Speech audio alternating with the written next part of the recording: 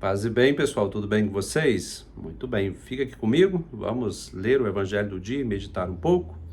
Peço que vocês rezem por nós aí, estamos nesta caminhada pela Itália, nesses dias, deixei aqui gravado o vídeo para vocês. Estamos fazendo essa peregrinação em vista aí dos 800 anos de vários eventos comemorativos da família franciscana, este ano sobre o Cântico das Criaturas de São Francisco. E também a gente preparando para a gente comemorar 500 anos aí da Reforma Capuchinha. Fica aqui comigo, vamos fazer juntos o Evangelho de hoje, Lucas 8, 4 a 15. Vamos então? Depois eu vou destacar 2 pontos apenas para ajudar a sua meditação. Você poderia destacar os outros pontos também, tá? Mas aqui eu destaco 2 que eu considero importantes e você pode aí aprofundar em tantos outros. Naquele tempo, reuniu-se uma grande multidão de todas as cidades que iam ter com Jesus. Então ele contou esta parábola. O semeador saiu para semear a sua semente. Enquanto semeava, uma parte caiu à beira do caminho. Foi pisada e os pássaros do céu a comeram. Outra parte caiu sobre pedras, brotou e secou, porque não havia umidade. Outra parte caiu no meio de espinhos. Os espinhos cresceram juntos e a sufocaram. Outra parte caiu em terra boa, brotou e deu fruto, 100 por 1. Dizendo isso, Jesus exclamou: Quem tem ouvidos para ouvir, ouça.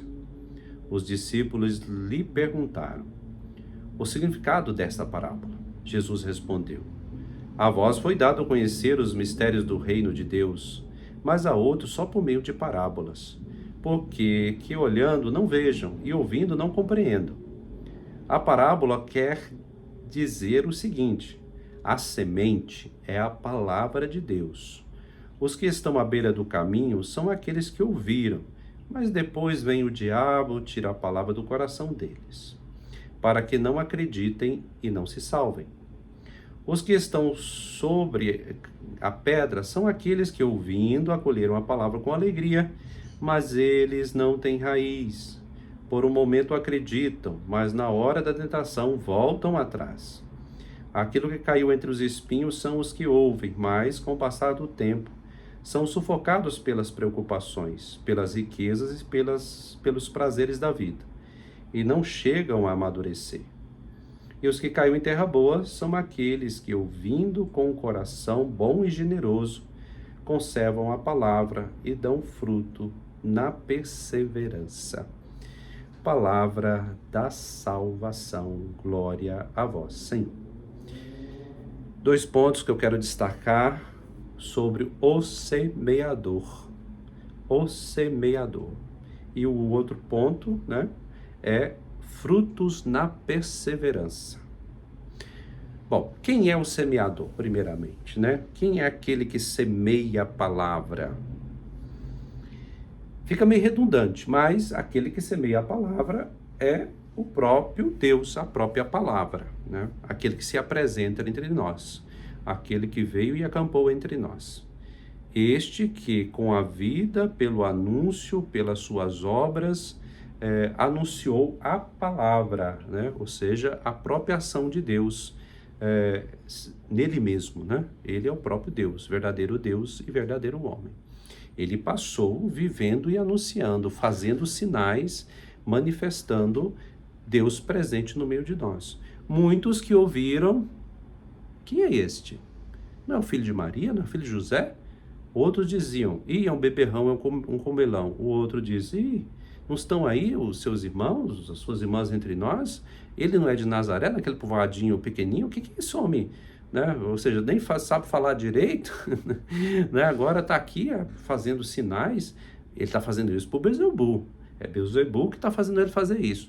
Ou seja, as pessoas não compreendiam, não escutavam, não queriam ver, não entendiam. Por quê? Porque os seus interesses estavam em outros lugares, Interesses econômicos e preocupações com a vida.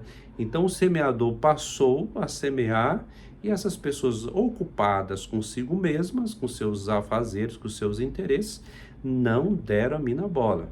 Aquele jovem que cumpria todos os mandamentos, quando Jesus disse, olha, só te falta uma coisa, vai e vende tudo, dá aos pobres, vem e me segue. Aí saiu triste. Por quê? Sua alegria estava nas riquezas, estava nos prazeres, né? Então, não quero seguir, né? Então, chega, basta, não quero, né? Se for para me largar todas as coisas, eu não quero, né? Por quê? Eu não quero largar minhas preocupações, né? Os meus interesses, aquilo que é mais importante para mim, aquilo que eu acho importante. Então, é a semente que cai na beira do caminho, cai sobre a pedra, vem o sol, seca, não produz raiz, né? Alguns até acolhem, né? Nossa, que maravilha, nossa, que... Mas quando chegam os desafios da vida, volta atrás. Aqui nós passamos para o segundo ponto, que é a questão da perseverança. Dão frutos na perseverança. Nós que caminhamos, né, na igreja com Deus, se a gente for achar, né, pensar que não teremos dificuldades ou problemas, nós não ficamos na caminhada. Gente, isso é uma coisa séria hoje. Eu vou dizer para vocês, muito séria, e aqui não podemos nos enganar. Existe uma rejeição da cruz, até mesmo no meio dito cristão, né? Uma rejeição da cruz. Não, eu só estou com Deus se Deus me protege, se estiver tudo bem comigo. Agora, se vir problema para cima de mim, mesmo sendo fiel, não quer saber de Deus. Não quer dizer que Deus não está abençoando a mim, né? Esse discurso está mais presente no meio evangélico, novo, né? Mas também ele está surgindo no meio cristão católico. Ou seja, com Deus eu não tenho problema nenhum. Eu não vou ter dificuldade, eu não vou ter doença, eu não vou ter desafios, né? Mas é justamente aí que nós nos enganamos. Porque não é Deus que vai fazer a nossa vontade, somos nós que vamos fazer a vontade de Deus, né? Então, para produzir frutos é necessário perseverança. Mas esses frutos não tem nada a ver com retribuição, não tem nada a ver com prosperidade, não tem nada a ver com saúde, né? Esses frutos são frutos de amor, de misericórdia, vamos dizer, de gratuidade, de abertura a Deus, de força de Deus em nós para enfrentar tudo o que vai vir, né? Então, para que haja frutos, né, esses frutos de justiça, de amor, é preciso perseverança. A videira do Senhor, ou vamos dizer assim, a semente de mostarda, comparado com a menor semente, né, jogada na terra, quando cresce, né, vira uma grande ave e serve até de ninhos, né, ninho para as árvores. Ela não vai dar carro não, tá? Nem apartamento pendurado nos seus galhos, tá? Não vai dar não, nem simplesmente saúde, vai dar saúde. Nossa, que árvore bonita, deu saúde, né, física, deu prosperidade para todo mundo. Ai, que maravilha, né? Não, tem que tomar muito cuidado, não está dizendo isso o texto, né? Os frutos são frutos de misericórdia e justiça, de encontro profundo com Deus, de transbordamento de amor, né, de frutificar cada vez mais este poder de Deus em nós e nos nossos irmãos.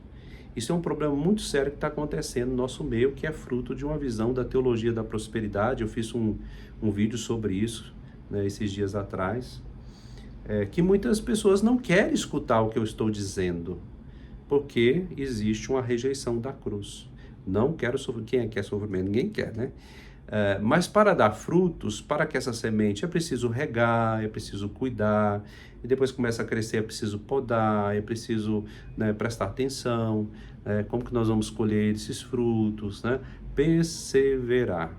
Então, o semeador sai a semear, precisamos preparar a terra, e depois começa a brotar, precisamos cuidar deste broto, né?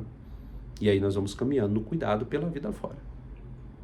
Espero que tenha ajudado na sua meditação. Força, coragem, corra aí de qualquer ideia de retribuição, tá bom? Isso já foi superado lá no livro de Jó. Por favor, qualquer coisa, leia o livro de Jó, né? Que você vai entender o que eu estou dizendo.